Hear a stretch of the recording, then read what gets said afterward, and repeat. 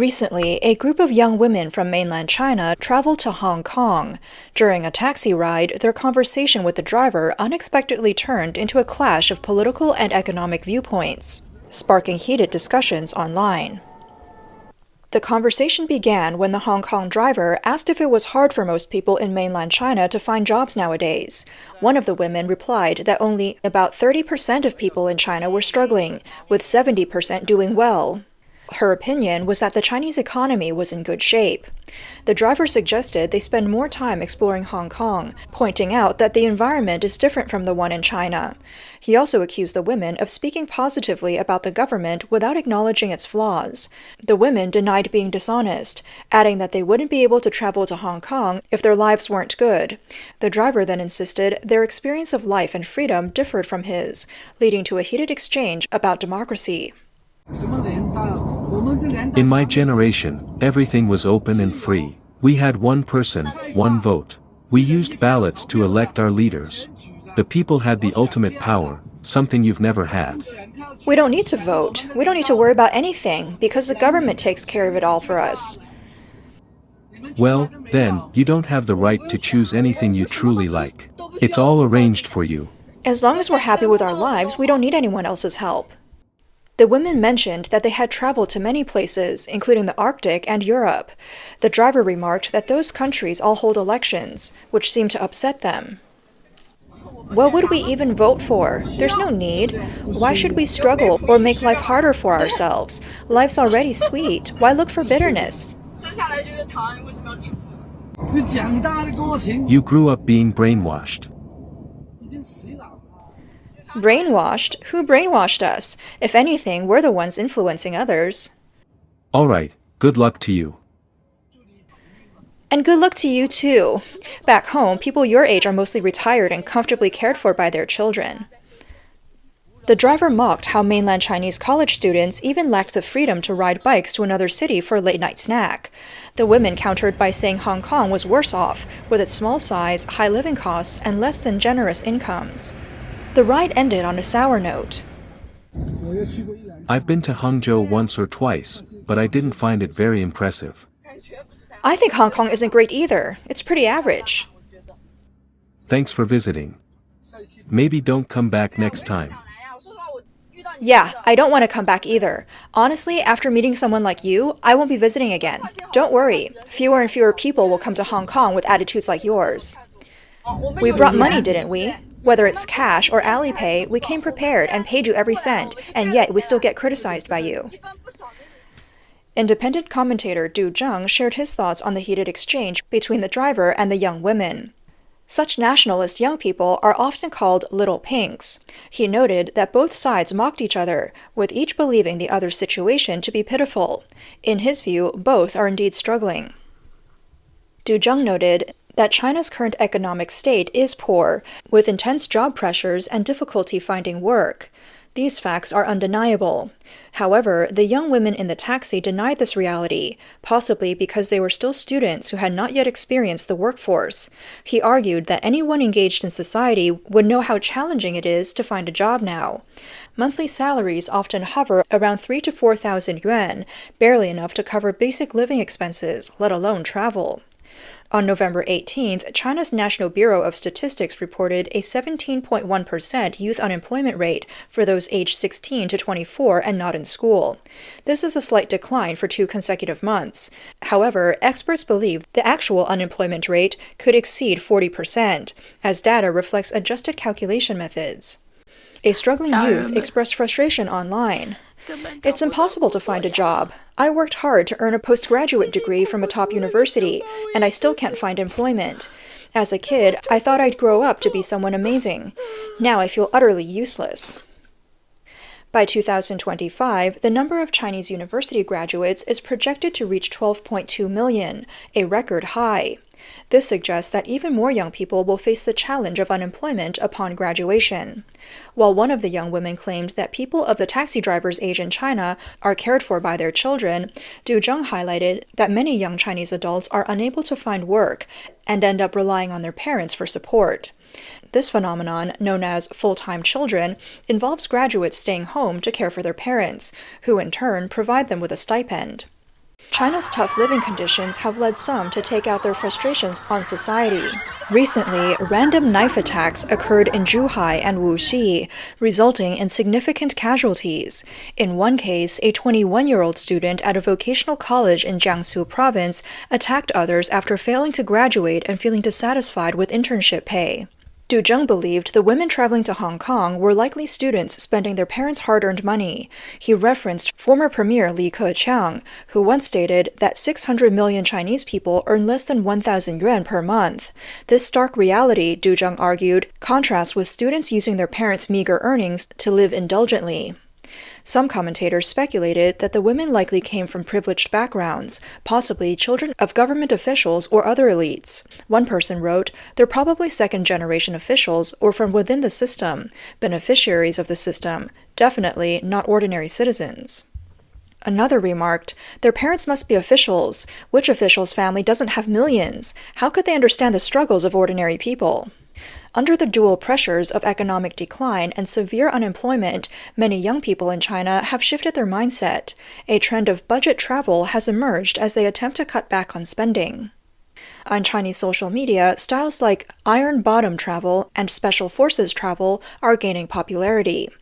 Special forces travel involves visiting many attractions in a short time with minimal expenses, while iron bottom travel forgoes costly flights and high-speed trains in favor of slow, inexpensive green trains, buses, or shared bicycles.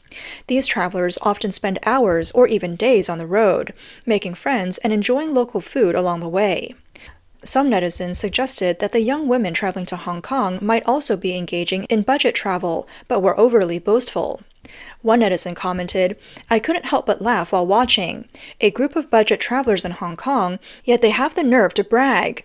Mainland incomes are far lower than those in Hong Kong, but they can still claim Hong Kongers don't earn much. How ignorant do you have to be to say something like that?"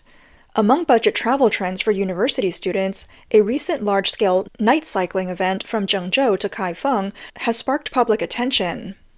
The event peaked on the night of November 8th, with bike convoys stretching for dozens of kilometers and filling the city with shared bicycles. Reports indicated that students from across China participated, with numbers exceeding 200,000 at its height. This trend later spread to other cities, including Beijing. In response, Chinese authorities implemented strict measures, banning night cycling, blocking roads, and even locking down universities in Henan and other provinces. These actions, reminiscent of pandemic lockdowns, frustrated students, leading many to voice their discontent online. Commentator Yan Dan suggested that the Kaifeng night cycling event, initially non-political and without demands, alarmed the Chinese government. The authorities' reaction, Yan said, stemmed from the sheer number of participants. Any hint of people enjoying freedom or unregulated gatherings terrifies the regime, as it fears losing control. This is why the government first encouraged the event and then abruptly shut it down. Du Zheng argued that most Chinese university students are heavily influenced by Marxism and Xi Jinping thought, spending their free time eating, drinking, and having fun. Many also praise the regime online, living in a web of lies and enduring lifelong indoctrination. He believes it's difficult to change their minds through logic or facts. On the online platform Pingcong, a former Little Pink offered insights into their different types. 1. Emotional Little Pinks. These individuals support the Chinese Communist Party out of a deep love for the new China. Their attitudes are shaped by years of conditioned reflex training. 2. Rational Little Pinks. This group aligns with the CCP due to perceived alignment between state and personal interests. While they may not fully believe government propaganda, they see it as a necessity. They are often pragmatic, prioritizing personal gain and avoiding harm. The author noted that Little Pinks can change their views. Emotional supporters might begin to dissent once they realize they've been deceived by the CCP, while rational supporters may criticize the regime if economic decline, internet censorship, or corruption crosses their personal thresholds. The author himself was a staunch supporter in his youth until learning about the Tiananmen Square massacre and the CCP's historical revisions. This revelation led to his shift in stance. Meanwhile, the YouTube channel Huaxia Curious Stories criticized the Hong Kong taxi driver's claims as inconsistent and laughable. The host remarked, Saying Hong Kong's leaders are elected by popular vote is a joke. Everyone knows the current state of Hong Kong. It's not Taiwan. Claiming people elect their leaders is absurd. Some Hong Kongers should stop flaunting this supposed superiority. In the 2022 election for Hong Kong's chief executive, John Lee was the sole candidate, and he received 1,416 votes out of the 1,428 election committee members present. Despite his official appointment, public sentiment toward Lee has remained negative. After the 2019 protests, his net approval rating consistently stayed in the negatives, with a low of 63.4% in October 2019. A 2022 survey by the Hong Kong Research Association gave Lee a score of 2.25 out of 5, close to the dissatisfaction threshold. After the 2019 anti-extradition protests, China implemented the national security law in Hong Kong in 2020, effectively dismantling the one country, two systems framework. In the years that followed, Hong Kong witnessed a significant migration wave of 400,000 to 500,000 people leaving the city, while tens of thousands of mainland Chinese moved in. This has led to the increasing mainlandization of Hong Kong's politics, economy, and education. Press freedom has suffered significantly, and for the first time, Xi Jinping thought was introduced into Hong Kong's junior high school curriculum in September. Former Deputy CEO of the Hong Kong Public Opinion Research Institute, Chung Kim-hwa, told Voice of America that national security has always been a false premise in Hong Kong. He argued that measures such as introducing national security education in schools have nothing to do with actual national security. Instead, they aim to suppress demands for democracy and human rights to maintain the regime's stability. Chung remarked, "They want to create a society where everyone lives in falsehoods." Under the national security law, Hong Kong's economy has declined significantly. On Chinese social media, some have begun referring to the city as a relic of an international financial center. A viral Weibo post stated, "It took over a century to build one of the world's top 3 financial centers, but less than 5 years for it to become a ruin." Netizens reacted, "Why are foreigners leaving Hong Kong? Isn't it because of the anti-extradition protests and the national security law imposed by the CCP? Hong Kong went from being a global financial hub during the British era to a wasteland within decades of returning to China, thanks to the Great Party." Another user remarked, "Many Hong Kongers have emigrated in recent years, especially the capable ones. With the resurgence of northbound consumption trends, how many people are left in Hong Kong to spend locally?" In response to the mainland women's claim that China doesn't need elections and the government takes care of everything, China affairs expert Yue Shan identified this as a typical little pink narrative. He noted that such statements reflect uncritical support for the regime, a result of severe indoctrination. Yue described this mindset as a psychological condition, arguing that human nature inherently desires freedom. There was a surge of interest in the U.S. presidential election across Chinese social media, with hashtags about the election reaching billions of views and millions of discussions. On the eve of the election, China Central Television, CCTV, even promoted a satirical topic titled 5 U.S. Presidents Fighting Over the Election, which trended widely. Many little pinks mocked and criticized the U.S. electoral system. At the same time, some Chinese citizens occasionally express frustration at not having the right to free elections. While democracy is readily accessible in many parts of the world, in China, the government promotes the concept of whole process democracy. However, this system relies on National People's Congress representatives, primarily composed of senior Communist Party officials and members, elected through highly controlled processes. Whether these representatives genuinely represent ordinary citizens has long been questioned. Many Chinese citizens have never participated in voting. Critics argue that the merging of supervisors and supervisees within the system make the NPC little more than a decorative facade. In October 2021, President Xi Jinping declared, "Democracy is not an ornament or decoration. It is meant to solve the people's problems."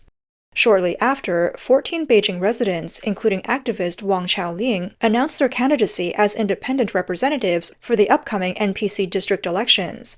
They were met with threats and forced to withdraw.